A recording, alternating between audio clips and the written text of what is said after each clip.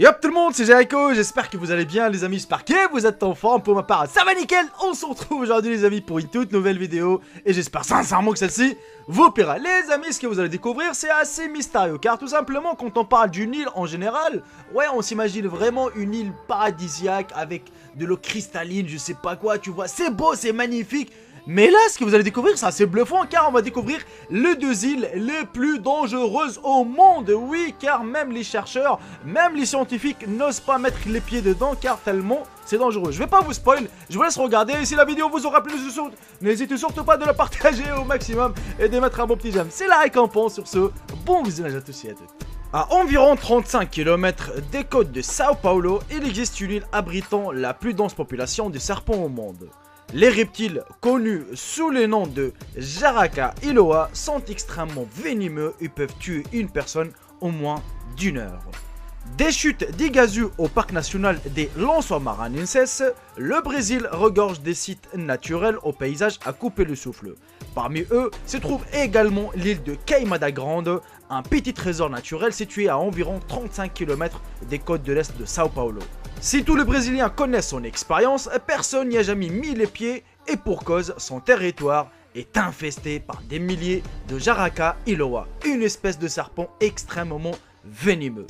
Scientifiquement connu sous le nom de Bothorp insularis, cette variété de la famille de Viperidae, c'est pas des cobras les amis, faut pas mélanger, est réputée pour être parmi les plus mortels de la planète.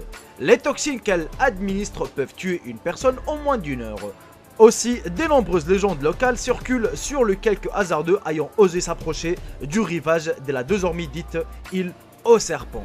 De 1909 à 1920, quelques personnes ont tenté de vivre dans cette région pour construire et entretenir son phare. Toutefois, selon une histoire locale, le dernier gardien et toute sa famille auraient été tués par un groupe de Jaracailoa parvenu à s'y glisser par les fenêtres de la maison. Quoi qu'il en soit, l'accès à l'île est désormais strictement réservé aux chercheurs de l'Institut Butantan d'Herpétologie. Le lieu représente en effet un cas d'étude unique pour les experts. Entre 3000 et 5000 serpents y résident, avec environ un spécimen par mètre carré. Il s'agit de la population la plus dense de la planète. Contrairement à ce qui laisse sous-entendre les rumeurs, les dangereux reptiles n'ont pas été introduits sur l'île par des pirates désireux de protéger leur or. Il s'agit en réalité d'une population ayant évolué au cours de ces derniers milliers d'années, sans intervention humaine.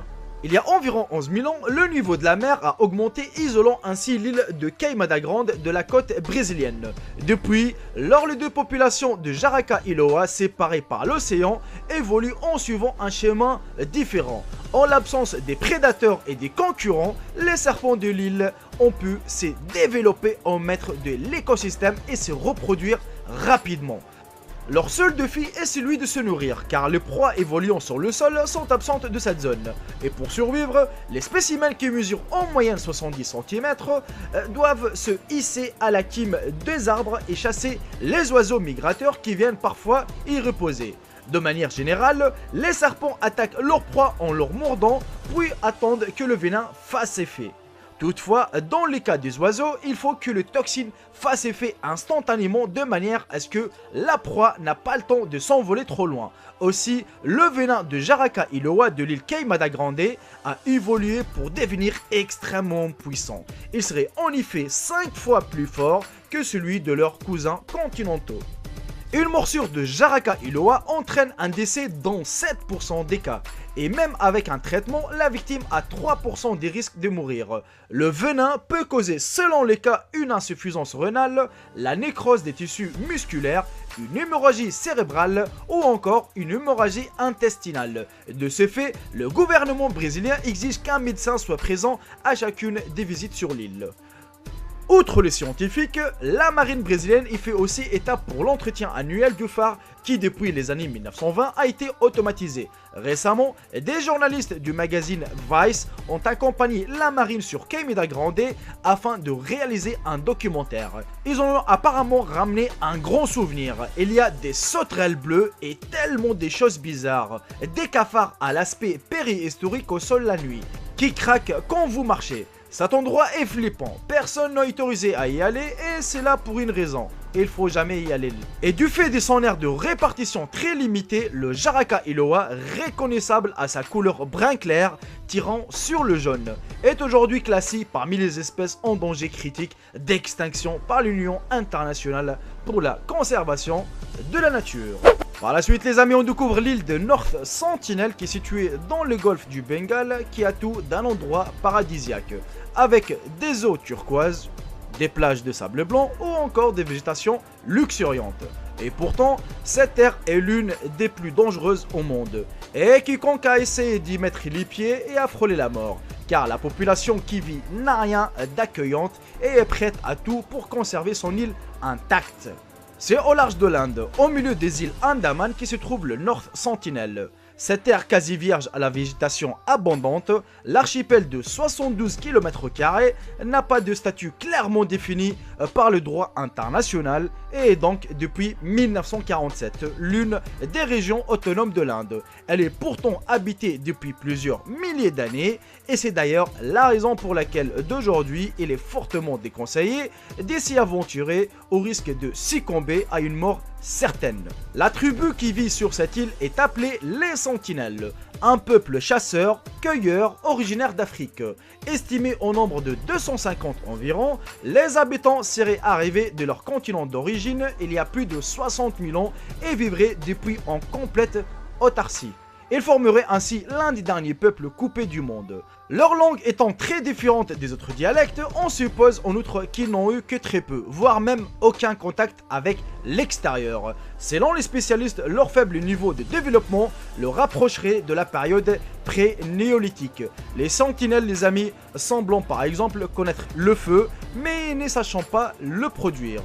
Très protecteurs envers leur île, ces guerriers attaquent quiconque s'approche de leur territoire, hésitant pas à tirer des flèches depuis la plage aux bateaux naviguant un peu trop près du rivage. Selon les derniers témoignages, les seules personnes s'étant aventurées au bord de l'archipel sont soit mortes, soit passées tout près de connaître le même sort. En 1974, un réalisateur tombé amoureux de l'île aurait ainsi très vite renoncé à ses désirs de tournage suite à une flèche reçue dans la cuisse.